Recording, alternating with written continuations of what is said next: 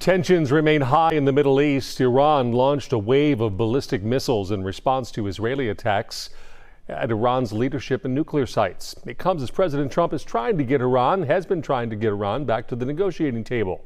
Fox's Connor Hansen has more.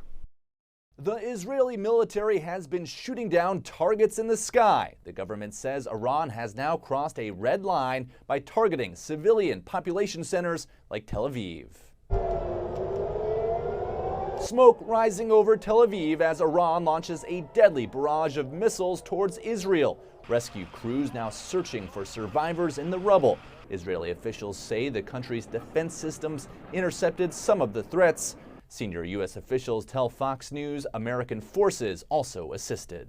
Our absolute foremost priority is the protection of U.S. citizens, personnel, and forces in the region. The attack comes as Israeli forces continue to strike Iran's nuclear and military sites.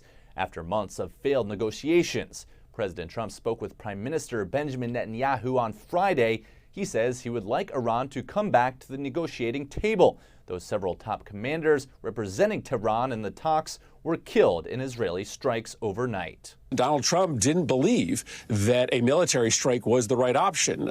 He, in fact, told the world that he had told Netanyahu to wait, to give him time for diplomacy. Still, the prime minister defended the operation in a message to the Iranian people. The objective of Israel's military operation is to remove this threat, both the nuclear threat and the ballistic missile threat to Israel. Netanyahu has also made a direct appeal to the people of Iran. He says now is their chance at freedom from the Islamic regime. In New York, Connor Hansen, Fox News. Pope Leo has urged Israel and Iran to act responsibly and pursue dialogue after these attacks that have killed dozens and injured hundreds. Marks one of his strongest peace appeals since becoming pope in May.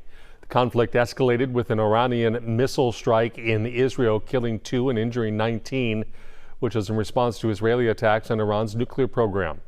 Iran's UN ambassador reported 78 deaths and more than 320 injuries from the violence. The Israel-Iran conflict is impacting U.S. and global markets, with fears of oil cutoffs driving prices up. To end the week, West Texas Intermediate crude prices rose more than 7% to $73 a barrel. It is the largest single-day gain since March.